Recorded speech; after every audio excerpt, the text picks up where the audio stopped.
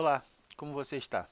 Hoje voltamos com as nossas atividades da disciplina de Genética e Evolução com a aula 14, onde vamos abordar o conteúdo disponível no site do IBUSP, que é o Instituto de Biociências da USP, Departamento de Genética e Botânica. Aqui a gente tem o endereço eletrônico, caso você queira utilizar esse material para consulta como roteiro de estudos. E o tema da nossa aula hoje é evolução molecular.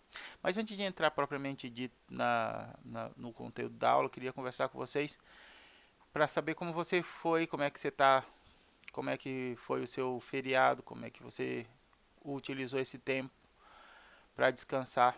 Chegamos em novembro e, por incrível que pareça, nós estamos extremamente extenuados.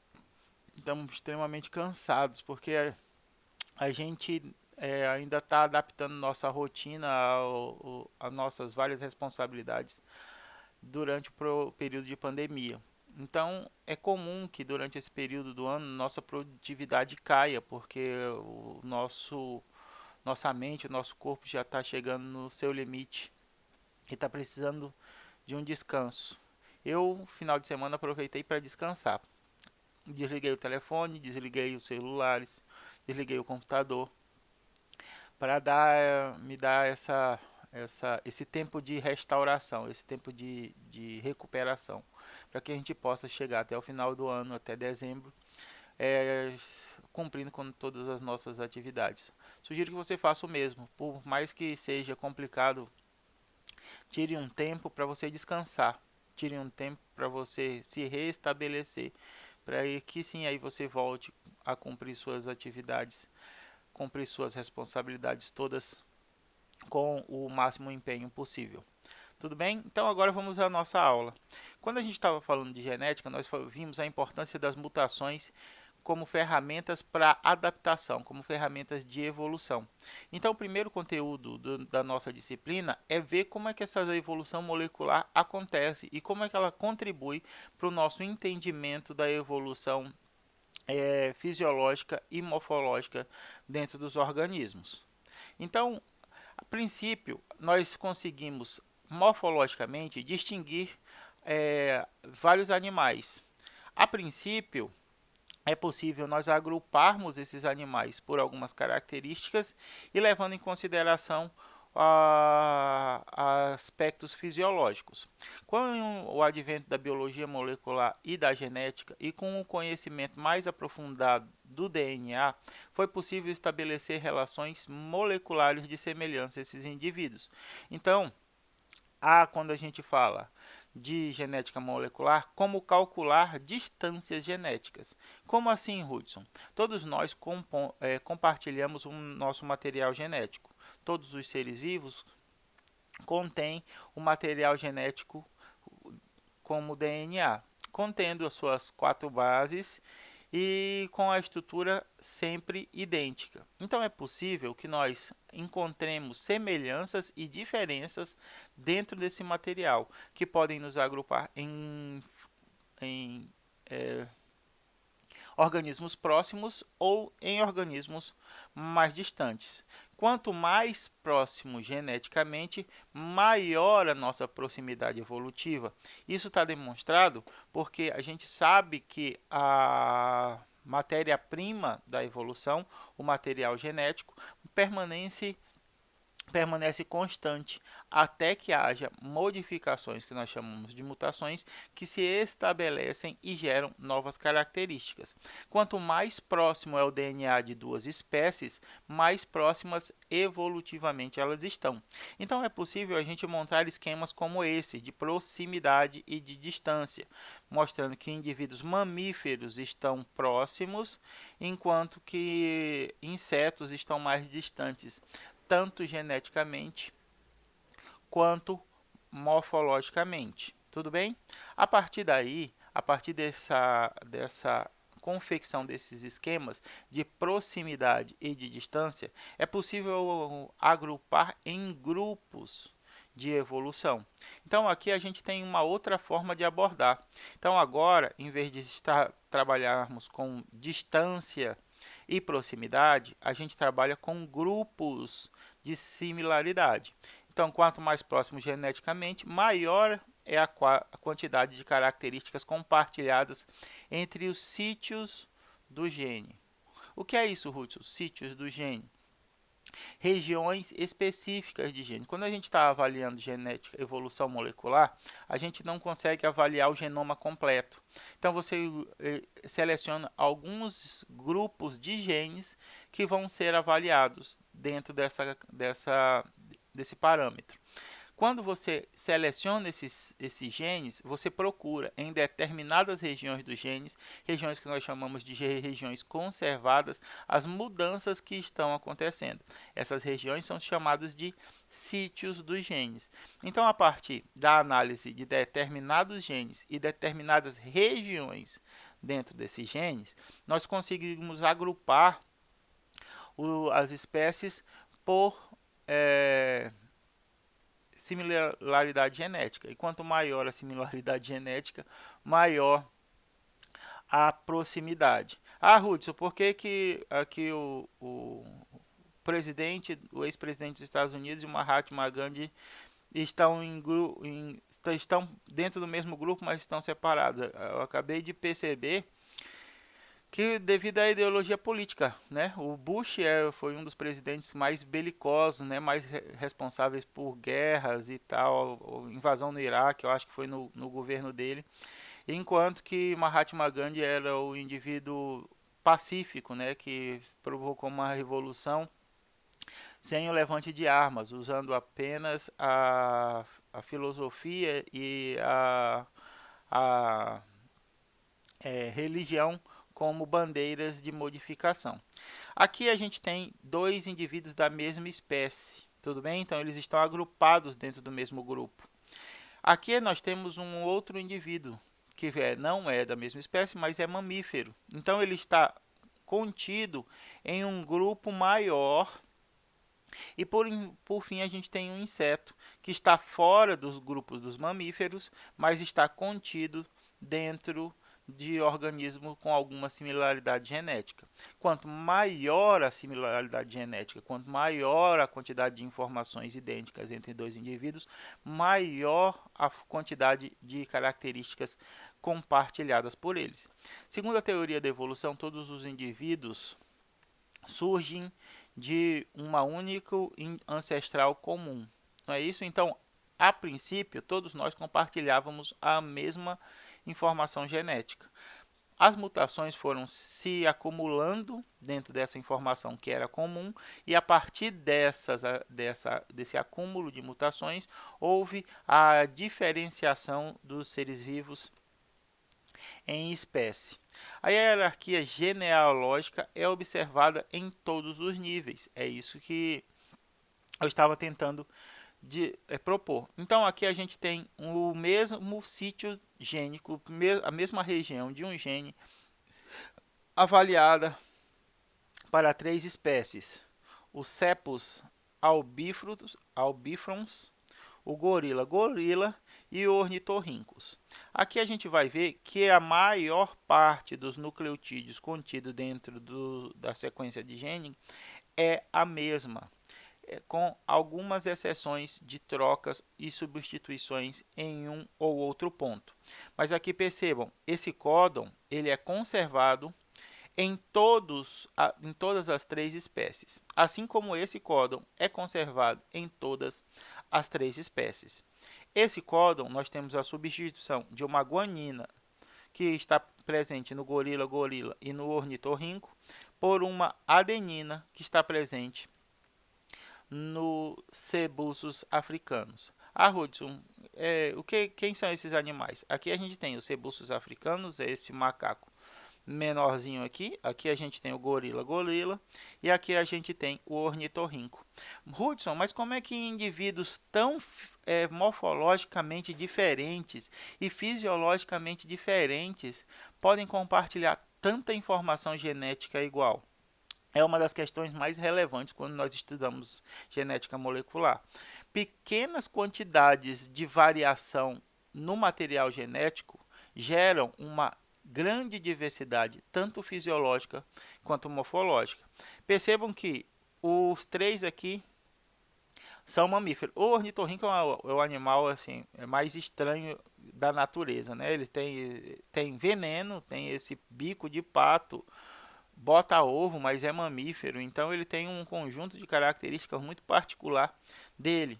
Mas esses dois animais aqui, ó, eles são muito morfologicamente diferentes. Gorila é um macaco com uma estatura física avantajada, ele é um dos maiores dos primatas, enquanto que o cebus é um macaco pequenininho. E como é que eles podem compartilhar tanta informação genética comum?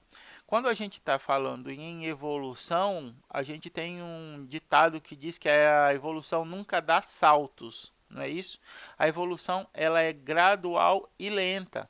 Só que pequenas modificações na estrutura genética vão gerar uma grande modificação na estrutura fisiológica e na estrutura morfológica das espécies que estão contidas. Por isso é muito comum nós percebermos que mesmo entre parentes distantes, nós temos uma variação muito pequena de DNA. Então, quando comparamos alguns genes, nós humanos temos uma divergência de mais ou menos 3% dos gorilas, dos gorilas. Como é que 3% de variação, de diferença no genoma é capaz de gerar modificações tão drásticas na fisiologia e na morfologia? Ainda é uma das áreas que nós estudamos em evolução molecular. Como é que esse processo de distanciamento entre as espécies ocorre a partir de modificações tão pequenas dentro do nosso material genético? Aqui, ó, voltando, nós temos vários códons que estão sendo compartilhados por dois indivíduos e não por um terceiro. Aqui, ó, a gente tem dois códons sendo compartilhados pelos indivíduos mais distantes, mas não pelo terceiro. E como a gente viu aqui, a gente tem códons que são compartilhados por todos os indivíduos. Não é isso?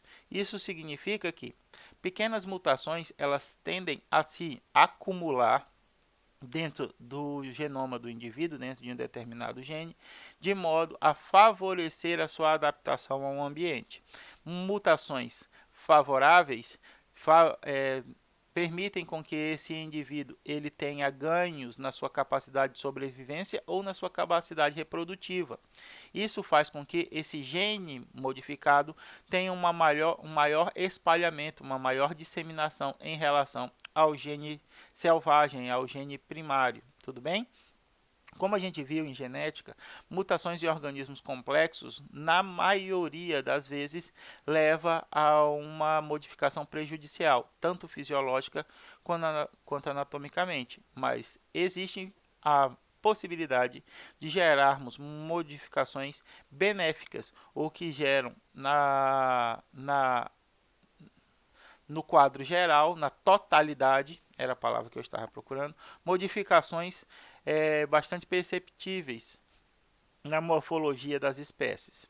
Então, é possível que alguns genes evoluam, eles se modifiquem, eles acumulem mutações com taxas diferentes. Por exemplo, nós temos os genes da beta-2 mioglobina, que tem uma taxa de 1,21. Nós temos o gene da albumina, que tem uma taxa de 0,92, uma taxa de mutação. Temos a histona H4, que tem uma taxa de mutação de 0,027. A imunoglobulina VH tem uma taxa de 1,7. A uma imunoglobulina que tem a taxa de 0,56. A beta-imunoglobulina, que tem a taxa de 0,87. E o hormônio da paratireoide, que tem uma taxa de mutação de 0,44. A taxa aproximada, a média das taxas de 38 proteínas avaliadas é de 0,88. Isso por quê? Porque quanto mais importante é o gene para nossa fisiologia, menos ele pode ser modificado, menor a sua taxa de modificação. Por exemplo, a menor taxa que nós vimos aqui, ó, é dessa histona H4.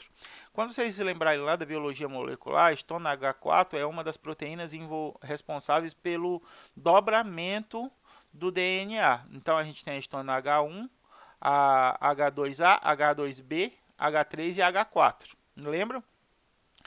A H3 e a H4 formam um dímero que vai formar como se fosse um carretel que é enrolado, onde o DNA estará enrolado. Se eu tenho uma modificação muito prejudicial nessa proteína, nós temos uma perda muito importante no nosso metabolismo celular. E é uma variação prejudicial, uma mutação que na maioria das vezes é prejudicial nesse gene, geraria a morte da célula ou a morte do indivíduo onde ela acontece. Então, por isso, a taxa nesse gene, nessa proteína, é muito baixa. Agora, em outras, como a microglobulina B2, como a região VH, região variável pesada dos anticorpos. Essas são proteínas que têm regiões que a gente chama de alta variação. Por quê? Porque nossos anticorpos eles têm que se modificar para abranger um leque de micro-organismos ou de patógenos que nós entramos em contato durante o tempo. Então, de acordo com a especificidade do gene e a importância dele para a nossa fisiologia, para a nossa homeostase, ele vai ser mais propenso ou menos propenso a sofrer mutações. Genes, por exemplo, como o hormônio da paratireoide. Quando a gente estudou fisiologia, a gente viu que o hormônio da paratireoide vai regular uma infinidade de funções dentro do nosso organismo. Se eu tenho modificações nesse hormônio, ele perde a capacidade de sinalização. E sem a capacidade de sinalização, se perde também a capacidade de regulação das funções orgânicas. Por isso, a taxa de modificação nesse hormônio também tem que ser muito baixa, porque o nosso organismo já está tão azeitado, está tão organizado com eles sendo daquela forma, que mutações, na maioria das vezes, prejudicam e trazem malefícios. Por isso, esse gene tem uma taxa tão pequena de evolução. Quando a gente leva em comparação desde os maiores até os menores, nós temos uma taxa média, utilizando 38 proteínas, que é de 0,88. Isso significa que existe um mecanismo que mantém ou se esforça para manter a estabilidade do DNA. Então, a taxa de erro da DNA polimerase é semelhante ao longo de todo o genoma. Na aula passada, nós falamos... Na aula passada, não. Na atividade passada, atividade 7, falamos da capacidade corretora da DNA polimerase, que apesar de nós termos mutações espontâneas e mutações induzidas no nosso material genético, a nossa DNA polimerase, a enzima que é responsável pela manutenção e pela replicação do DNA, é capaz de reconhecer esses erros e promover a substituição das bases mal pareadas ou as bases substituídas pelas bases corretas. Aqui a gente tem toda a maquinaria de replicação. Temos a DNA helicase, a DNA primase, mas o mais importante aqui é a DNA polimerase.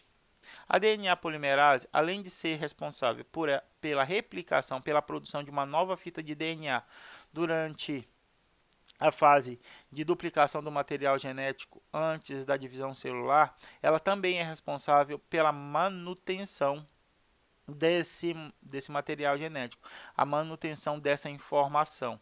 Só que existe uma taxa de erro que a DNA polimerase produz. E essa taxa ela é constante ao longo de todo o genoma. Não existem regiões em que a DNA polimerase erra mais do que acerta. Ela sempre tem uma atuação homogênea durante todo o genoma. Então, o que explica uns genes serem mais suscetíveis a mutações do que outros? A sobrevivência das células que contêm aquele gene. Então, se eu tenho uma mutação em um gene que não é essencial, todos os nossos genes são essenciais, mas existem uma escala, né, de importância dentro desses genes.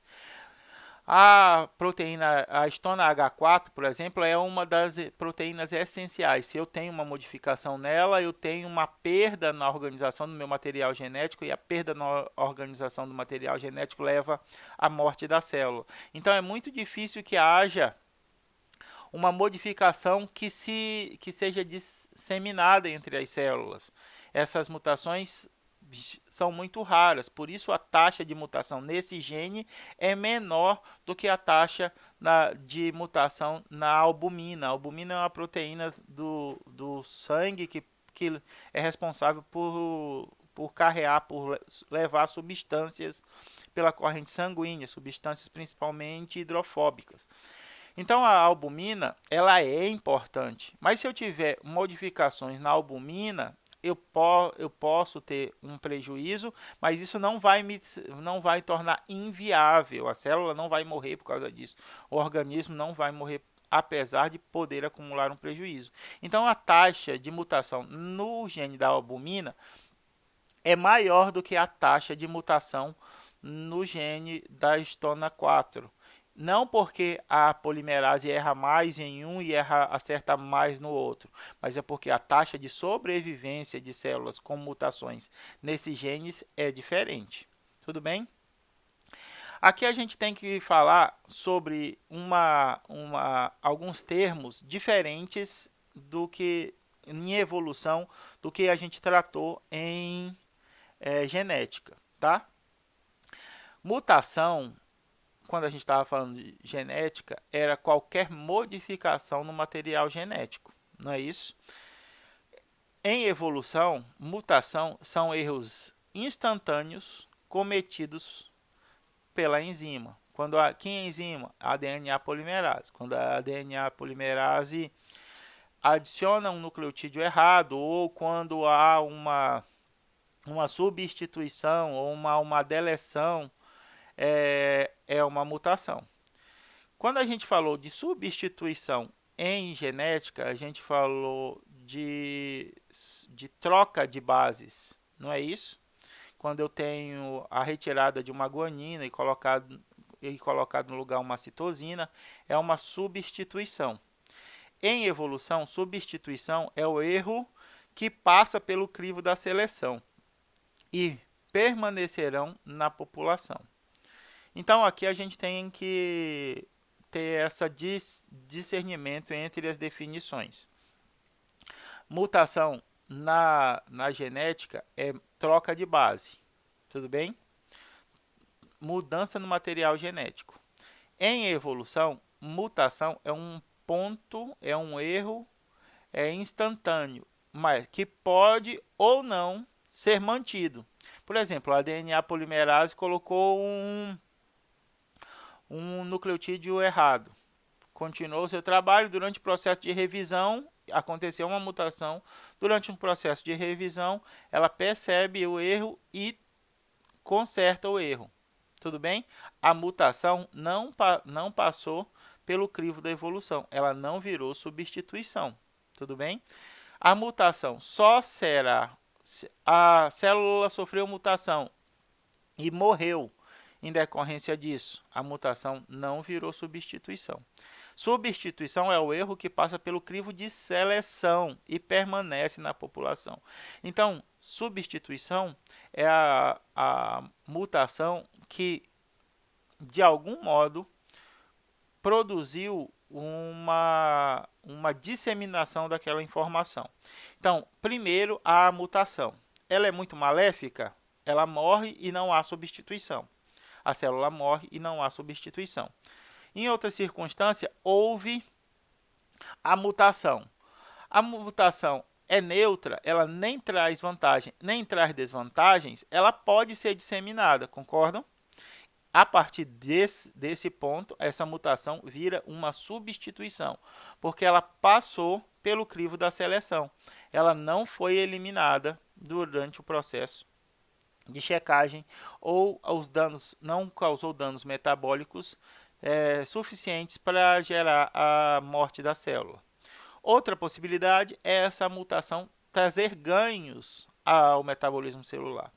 Então, como essa célula ela é fisiologicamente aprimorada por causa dessa mutação, ela tende a sobreviver e ela tende a se reproduzir, disseminando essa informação dentro da população das células. Então, a gente aqui, nessas circunstâncias, tem a substituição.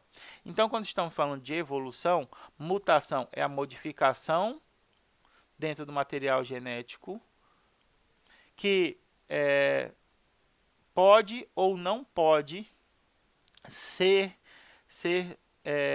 transmitida entre as linhagens.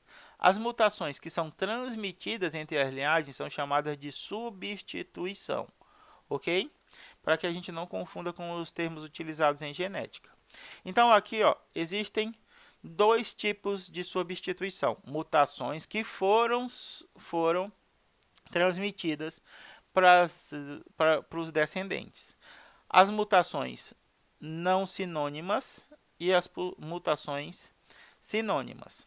Quando a gente estava falando de mutação lá em genética, eu falei que o material genético ele é degenerado. Isso significa que um mesmo aminoácido pode ser codificado por diferentes códons, por diferentes sequências de nucleotídeos. Então, aqui, quando eu tenho uma mutação no DNA, tá vendo? Uma citosina foi trocada por uma timina. Mas essa mutação no DNA não gera uma mudança no aminoácido. Nós, em genética, dizemos que essa é uma mutação silenciosa. Tudo bem? Por quê? Porque a mutação não vai gerar modificações na sequência de aminoácidos das proteínas. Não gerando modificações na sequência de aminoácidos das proteínas, não há modificação na sua estrutura. Não havendo modificação na estrutura, não existe modificação em sua função. Quando há a mutação no DNA, mas não há a troca do aminoácido, em evolução nós dizemos que essa é uma substituição sinônima. Isso significa que a célula nem ganhou e nem perdeu. É um mecanismo neutro, tá? Eu não sei se neutro é bom usar porque daqui não. É um mecanismo que não traz nem benefícios nem prejuízos. Tudo bem? Quando há a modificação do DNA e a modificação do aminoácido a essa sequência associado, nós dizemos que é uma mutação não sinônima. Aqui nós verificamos uma modificação na sequência dos aminoácidos, que dará origem a uma modificação na estrutura das proteínas, que acarretará na modificação da sua função. Então, quando não é sinônimo, quando é diferente, quem é diferente? Os aminoácidos, tudo bem? Quando há uma troca na sequência de aminoácidos, a gente diz que essa é não sinônima. E quando a substituição no DNA não leva à troca do aminoácido, nós dizemos que essa substituição ela é sinônima. Tudo bem? E como eu estava falando para vocês, substituições sinônimas são invisíveis aos olhos da seleção. Por quê? Porque não há modificação na estrutura e nem na função da proteína. Não há ganho e não há perda de trabalho. Porque a informação genética ela contém a informação, mas quem faz o trabalho, quem produz o trabalho fisiológico são as proteínas e as enzimas. Se a sequência de aminoácidos da enzima permanece a mesma, não há nenhuma alteração na sua estrutura e não há nenhuma alteração na sua capacidade de trabalho. Mas, ora, Hudson, a sequência de DNA mudou, mas a mudança na informação não gerou uma modificação no trabalho, não gerou uma modificação na molécula de trabalho, que é a proteína. Então, aqui ó, nós temos um, um, uma proteína de sebos, do macaquinho pequeno, e do gorila. Aqui nós temos a modificação na sequência de DNA. Citosina, timina e adenina, timina e adenina. No entanto, aqui também, ó, timina e citosina. No entanto, aqui também, aqui não é igual e aqui também. Tá vendo essas várias modificações no material genético, mas a gente não tem modificações na sequência de aminoácidos. Não havendo a modificação na sequência de aminoácidos, não há modificação na estrutura da proteína. Mesmo fenótipo é mesmo em relação à proteína. A proteína mantém as mesmas características observáveis.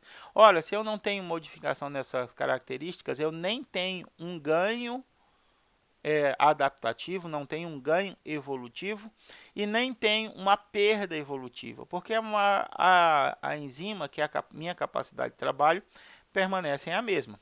No entanto, quando nós temos substituições não sinônimas, aí essas estão sujeitas ao crivo da seleção. Isso por quê? Porque quando você modifica a estrutura dos aminoácidos, você pode estar melhorando a capacidade de trabalho de uma enzima, o que acontece raramente, ou você pode estar piorando a capacidade de trabalho dessa enzima ou dessa proteína, o que acontece na maioria das vezes. Então, aqui na substituição não sinônima, você pode ter um ganho fisiológico ou você pode ter uma perda fisiológica, porque aqui nessas condições as proteínas se diferenciam, porque sua estrutura de aminoácidos não é mais igual, sua sequência de aminoácidos não é mais igual, sua estrutura passa a ter diferença, o que reflete na sua função. Então, novamente, aqui nós temos as proteínas do sebos e de gorila. Aqui, observando regiões onde as substituições são não sinônimas, onde houve a mudança do aminoácido. Tudo bem? Quando vocês estudaram bioquímica, vocês estudaram aminoácidos, vocês perceberam que os aminoácidos eles estão contidos em grupos. E alguns grupos têm de aminoácidos, apesar de ser diferentes, eles têm as mesmas características. Então, você pode ainda substituir aminoácidos por aminoácidos com as mesmas características dentro de um grupo. Isso gera modificações, mas gera modificações menores de quando você tem aminoácidos de grupos distantes, com características bioquímicas bastante diferentes. De qualquer modo, as proteínas não são mais iguais, agora a gente tem fenótipos diferentes. Se eu tenho fenótipos diferentes, eu tenho proteínas diferentes, qual é a proteína que vai permanecer, a que vai ser mais disseminada na população de células? A que tiver a melhor capacidade de trabalho. Se a proteína mutada recebeu ganhos no seu trabalho, esses ganhos refletirão na capacidade de sobrevivência das células que as contêm. Se essas células têm uma capacidade de sobrevivência maior do que as demais, essa informação ela tende a ser disseminada pelos descendentes. Se essa nova proteína, nova molécula, ela tem prejuízos na sua capacidade de trabalho, ela traz prejuízos fisiológicos à célula que tem uma menor probabilidade de disseminar essas informações entre os seus descendentes.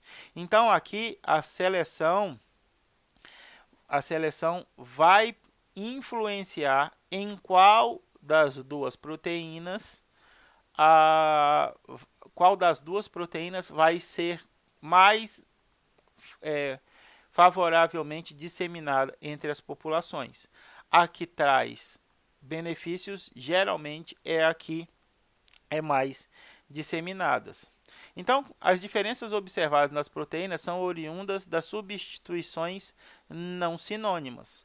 Quando a gente vê em proteínas homólogas, que são proteínas que têm a mesma função em dois organismos diferentes, nós conseguimos verificar semelhanças e diferenças entre elas.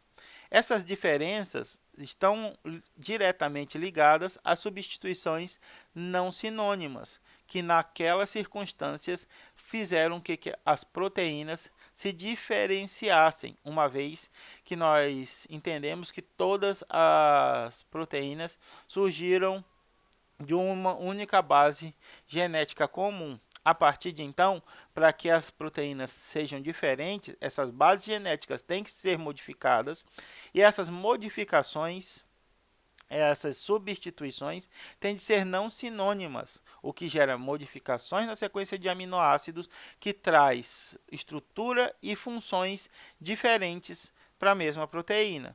Então aqui nós temos proteínas homólogas, tá?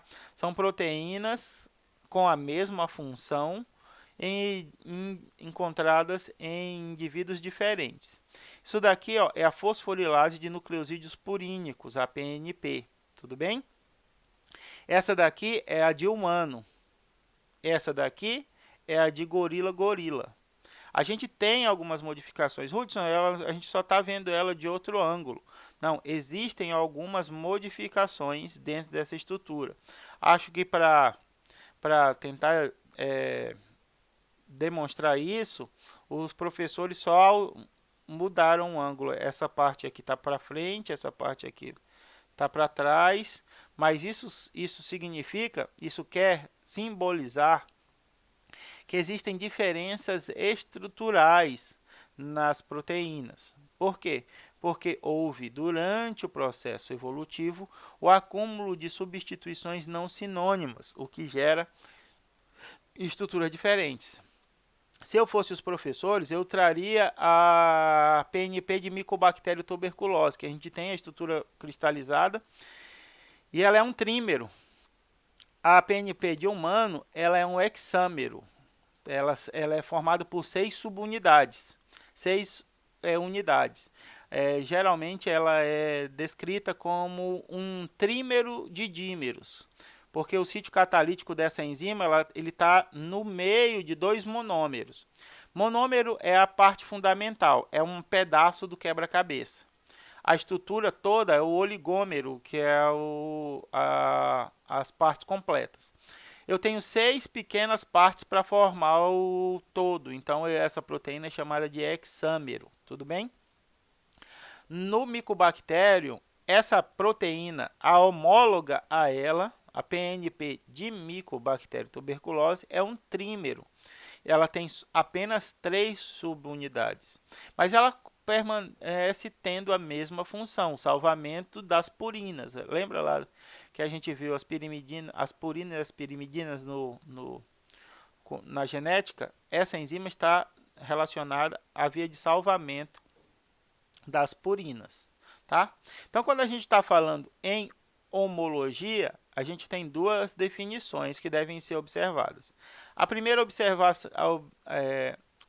definição é a definição geral, que mantém com outro elemento similar uma relação de correspondência, que pode ser de localização, de forma e de função. Isso é homologia, em termos geral. Homologia não é que o negócio é similar. Eu posso ter uma estrutura homóloga que é diferente. Por quê? Porque elas eu não estou vendo aparência. Eu estou vendo relação. Se essa enzima, a PNP de humano, é hexamérica, como é que ela pode ser homóloga à PNP de Mycobacterium tuberculose, que é trimérica? Porque elas estão relacionadas, elas têm uma correspondência entre elas. Elas estão atuando na mesma via metabólica. Tudo bem? Agora, em biologia, diz-se de órgão ou estrutura, como as proteínas, presente em organismos diversos, que têm a mesma estrutura fundamental, ainda que aspectos e funções diferentes, como, por exemplo, os membros anteriores dos mamíferos, as asas das aves e as nadadeiras peitorais dos peixes. Essas estruturas, apesar de serem diferentes em aspectos e funções, elas divergem de uma estrutura comum. Por isso, elas são homólogas. Tudo bem? Então, homólogo não é de igual. Homólogo é de correspondente. Beleza? Então, quando a gente está falando de estruturas homólogas, a gente tem proteínas encontradas em diferentes espécies com a mesma correspondência, com a mesma função. E elas são diferentes pelo acúmulo de substituições não sinônimas entre elas. Isso faz com que haja diferentes aspectos de funcionamento das mesmas proteínas, levando as diferentes aspectos ou diferentes características fisiológicas dos organismos. Tudo bem? Por isso, a gente tem as adaptações morfológicas. Então, a gente tem, morfologicamente, identificamos diversas adaptações. Isso por quê? Porque o conjunto de proteínas para essa espécie está adaptado, está padronizado para as características de vida dessa espécie.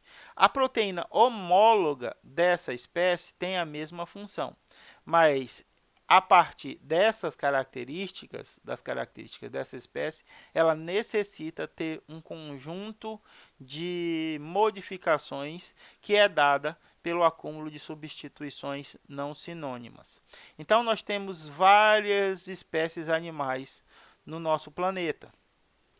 E todas elas contendo suas próprias características, que é dado, meu Deus, que é dada, não, só um minuto, minha câmera travou, não sei o que houve, deixa eu ver aqui rapidão, ver se eu consigo resolver. O cabo da USB da minha câmera está com problema, aí ele fica dando pau, mas o áudio está dizendo que está gravando, o negócio ainda está dizendo que está gravando. Deixa eu só ver se eu consigo restartar a câmera aqui. Daí, esse acúmulo de modificações não sinônimas vai permitir que haja diferentes características adaptativas nas espécies.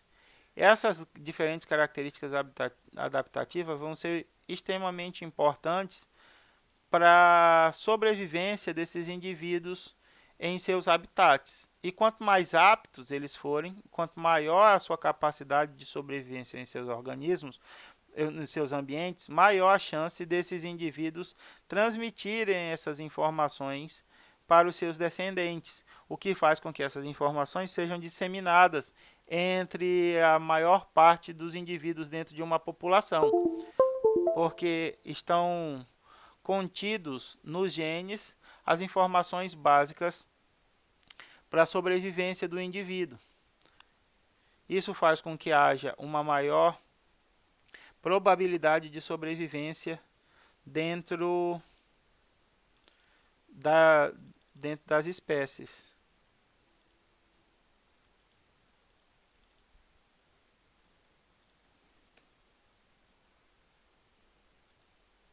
Eu estou tentando mexer aqui na minha câmera para não ter que regravar essa aula. Só um minuto. Ver se eu consigo fazer com que ela funcione.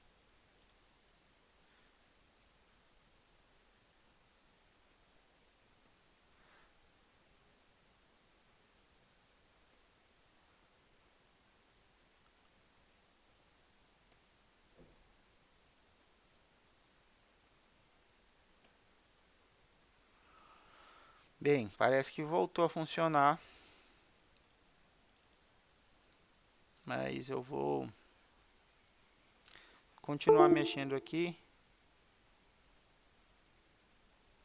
para evitar que 4212129 42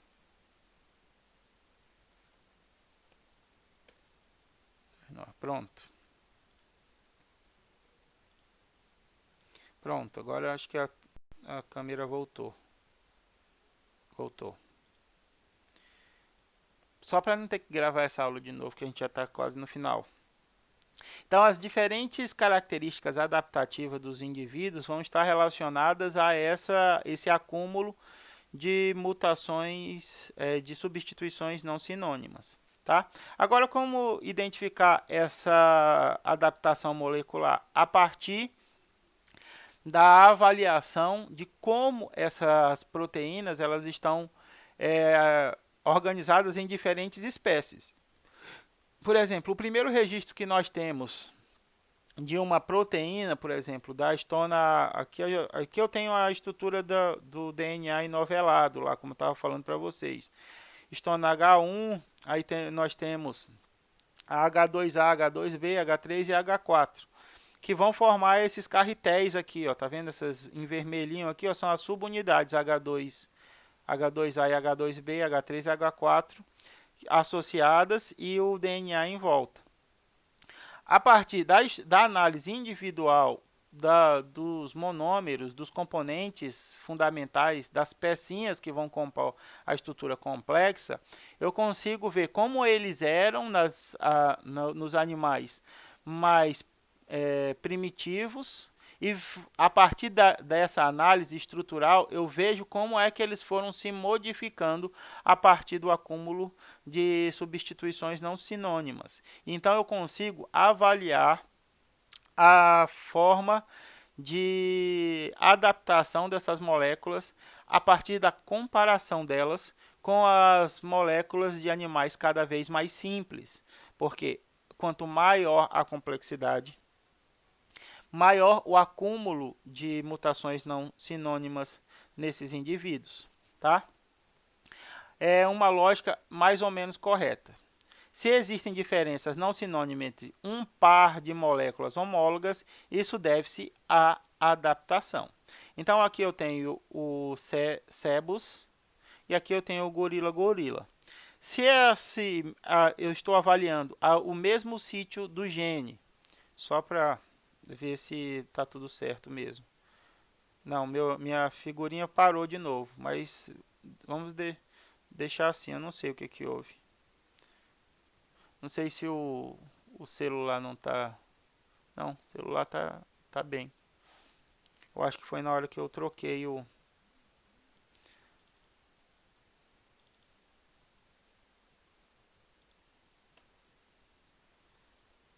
celular parou. Deixa eu ver se eu consigo fazer minha figurinha voltar aqui, porque eu preciso dessa. Vamos ver se assim vai. não vai ficar perfeito, mas pelo menos não vai ficar tão ruim quanto o 100. Novamente, está funcionando a câmera.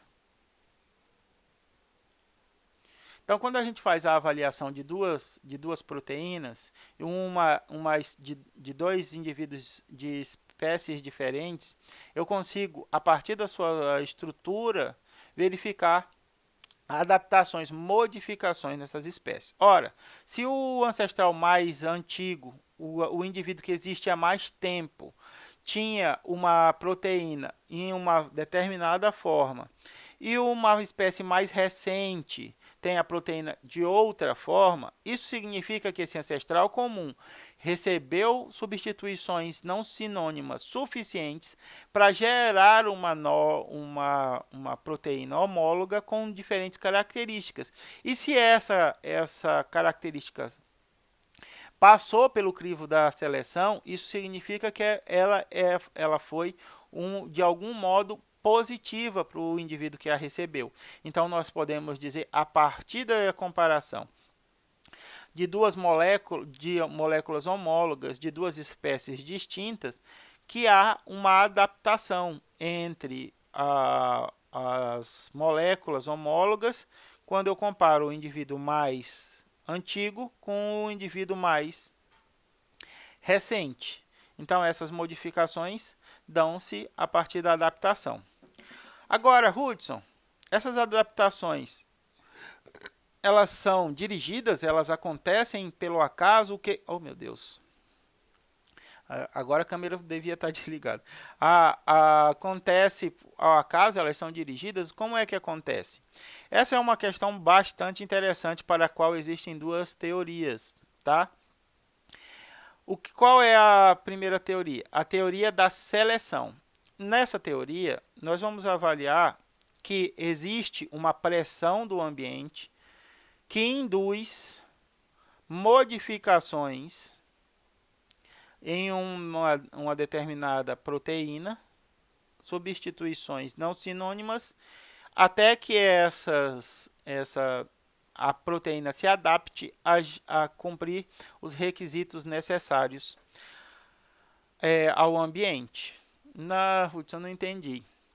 Imagina só, no Japão, a incidência do sol fez com que os indivíduos tivessem os olhos mais fechados, tá? Isso é um mecanismo onde o meio influenciou a adaptação das espécies, tudo bem? Então, levando em consideração a pressão exercida sobre o ambiente, você tem segundo a teoria de seleção, um direcionamento das mutações. Todas as mutações que não estão voltadas a adaptar-se às características daquele ambiente são descartadas, enquanto que as mutações, as evoluções relacionadas à adaptação com aquelas características são selecionadas até que se chegue a uma característica que consiga coexistir com as características do ambiente. Beleza?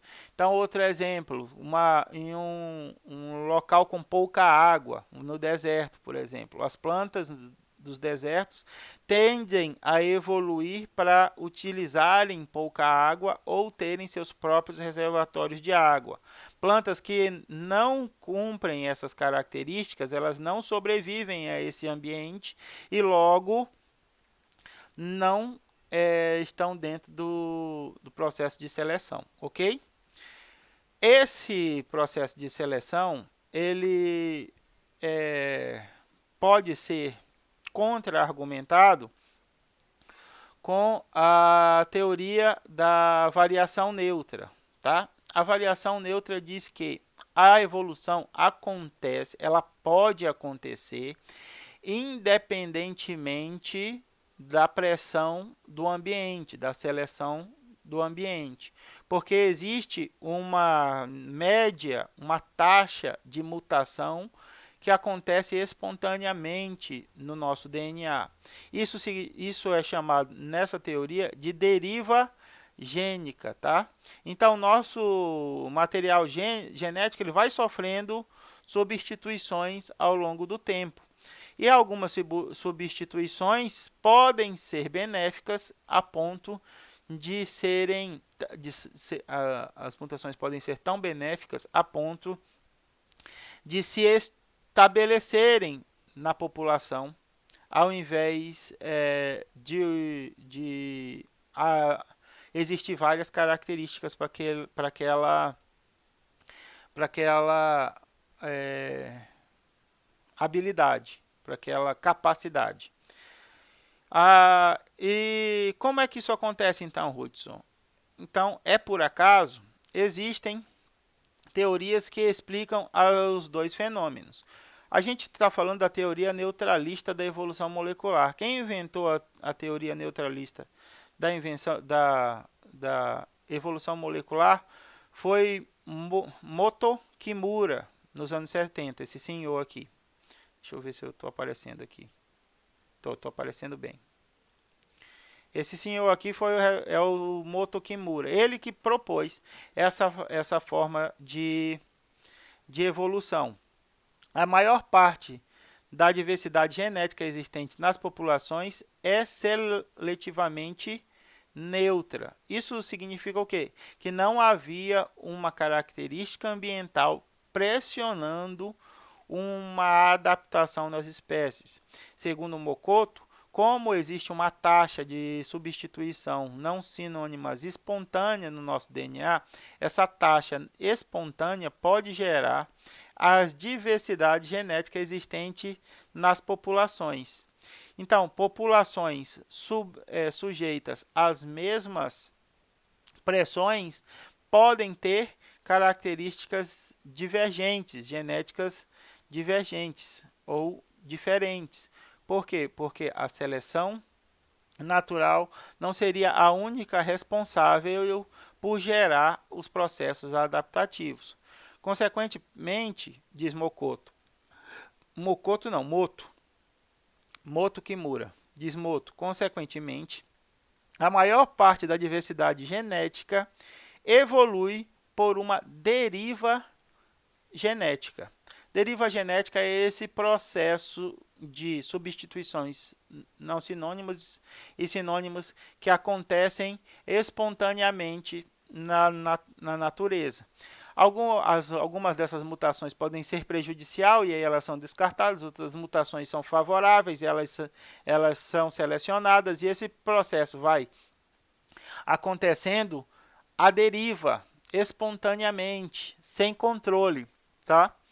Até que exista uma sequência de informação no DNA que gere uma vantagem tão grande que essa vantagem se dissemine por todos os indivíduos de uma população.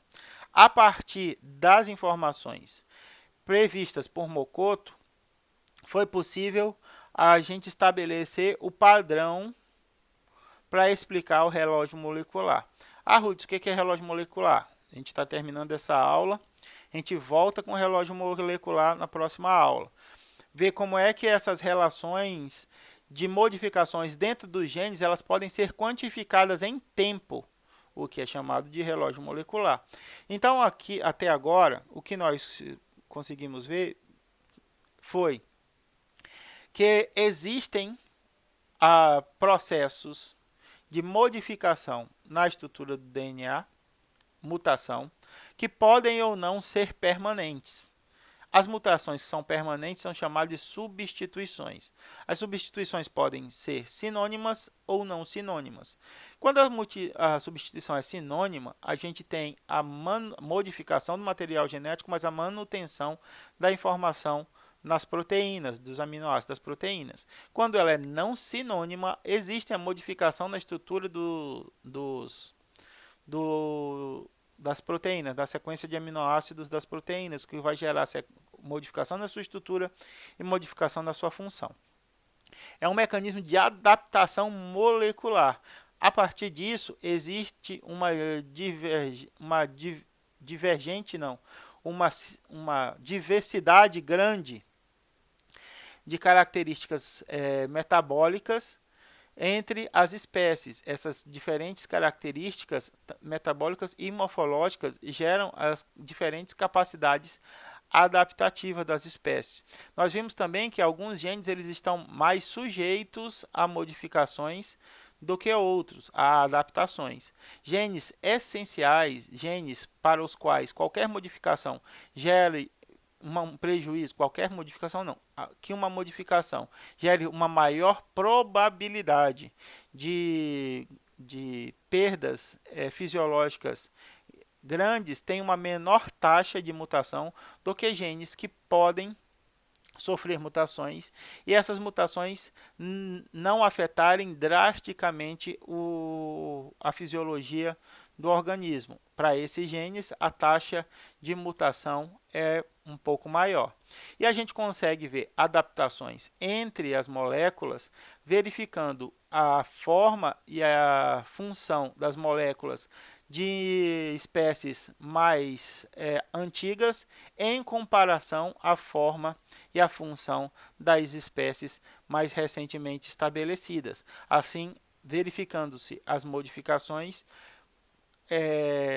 que foram estabelecidas, acreditamos que elas tenham sido estabelecidas porque elas tragam vantagens adaptativas. Então, existem, para finalizar, duas teorias para esse mecanismo de seleção de adaptação. Primeiro é o mecanismo de seleção, onde a pressão do ambiente exerce um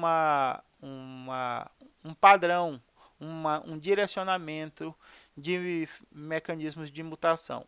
Enquanto que a gente tem a teoria neutralista, que diz que é possível haver adaptações sem essa pressão do ambiente, uma vez que há naturalmente uma taxa de substituições não sinônimas no nosso DNA, isso já levaria a uma deriva gênica que permitiria o surgimento de novas características mesmo sem pressões, o que explicaria uma diversidade genética em diferentes populações sendo sujeitas ao mesmo ambiente. Tudo bem? Espero que vocês estejam bem, que todos os seus familiares e amigos também estejam bem. Fiquem com Deus, se cuidem. Se precisarem, não deixem de entrar em contato comigo por WhatsApp, por e-mail. Estou à disposição de vocês e até a próxima aula. Um abraço.